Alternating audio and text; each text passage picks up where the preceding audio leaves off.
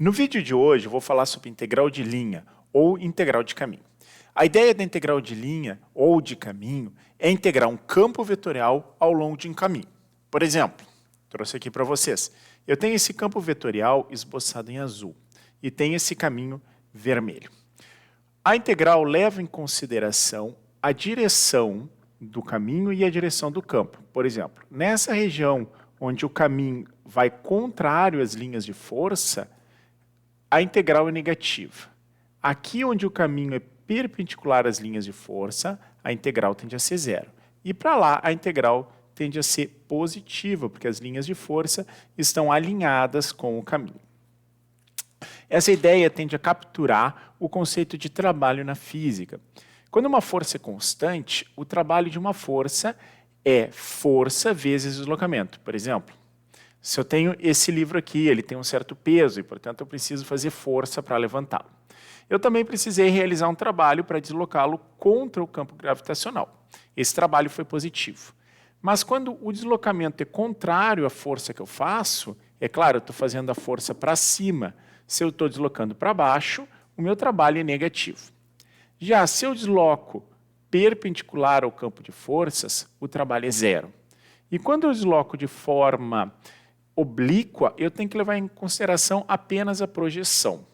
Isso está totalmente relacionado com o produto interno.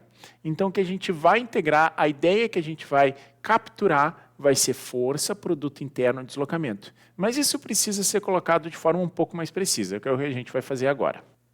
Para motivar a definição de integral de linha, vamos considerar um campo vetorial integrável f, que depende de x, y e z, e um caminho parametrizado por uma função vetorial r de t, onde o t varia dentro do intervalo de t0 até t1. Vamos fazer um esboço desse campo vetorial.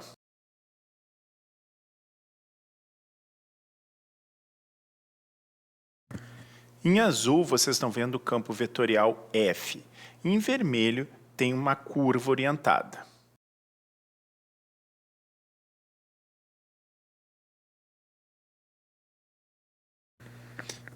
No esboço, vocês estão vendo o ângulo entre o campo f e o vetor tangente à curva. Observe que o vetor tangente acompanha a orientação da curva. A gente vai se importar agora com o produto entre o módulo da força e o cosseno do ângulo entre a força e o vetor tangente.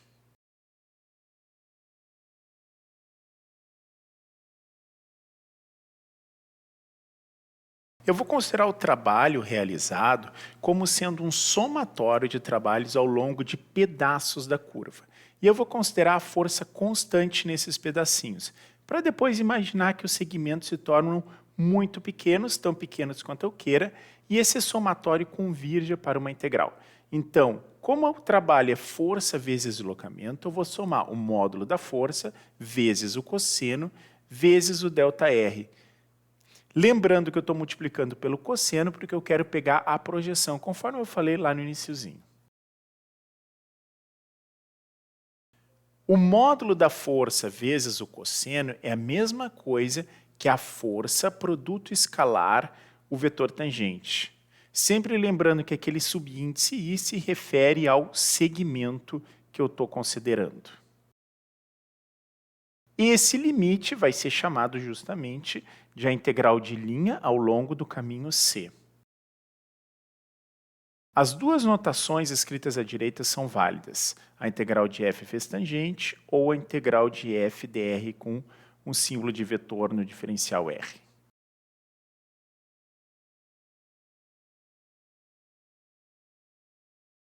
Agora eu vou fazer uma pequena mudança de variáveis para construir uma expressão em termos da parametrização. Eu troquei o ΔR por ΔR sobre ΔT vezes ΔT. E agora, tomando o limite, o ΔR sobre ΔT converge para o R'. Então, agora eu tenho uma expressão para a integral de linha que depende apenas de R. Quando eu faço essa substituição, f, produto escalar R', eu tenho uma função escalar. Isso se torna uma integral do tipo cálculo 1. Vamos resolver um exemplo agora. Então, seja o campo vetorial dado pela função f igual a yi. E o caminho, o segmento de reta que liga a origem até o ponto 110, cuja parametrização vai ser r igual a ti mais tj com t variando entre 0 e 1.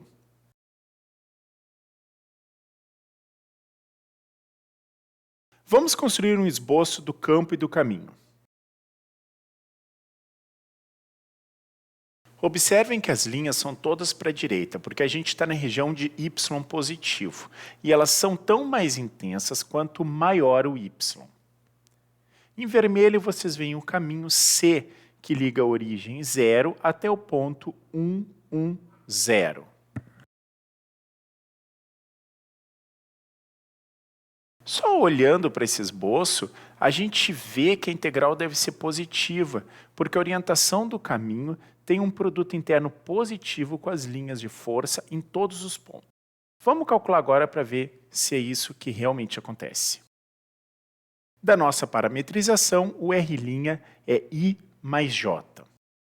Lembrando que a integral de linha é a integral de F produto escalar R'.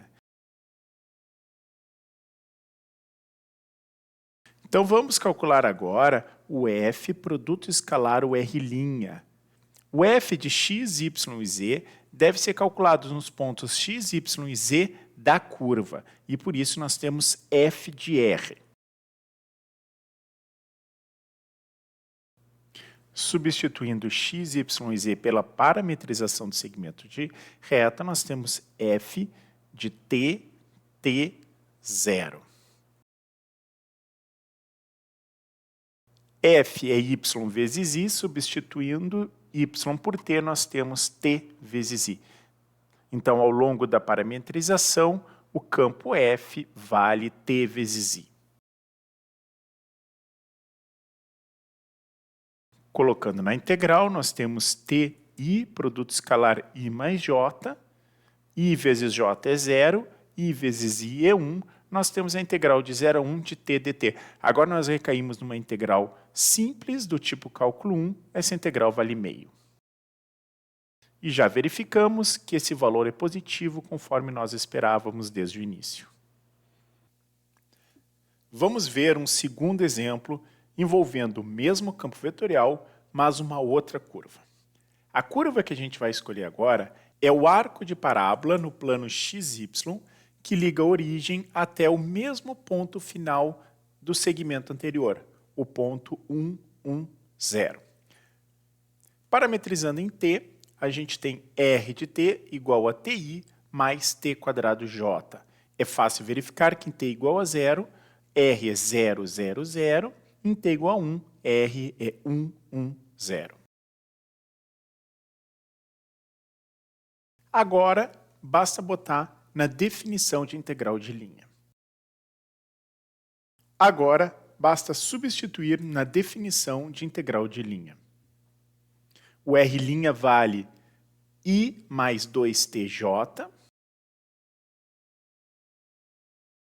O f de x, y, z, portanto, vale yi, que é t quadrado i. A integral de caminho, que é a integral de f dr, se torna, pela sua definição, a integral de 0 a 1 de t quadrado i escalar i mais 2tj. E, portanto, a integral de 0 a 1 de t quadrado dt, o que vale 1/3. Observem que esse valor é diferente do valor encontrado anteriormente, que valia 1/2. Esse exemplo coloca em evidência que a integral de caminho pode depender do caminho, mesmo quando o ponto inicial e final são iguais.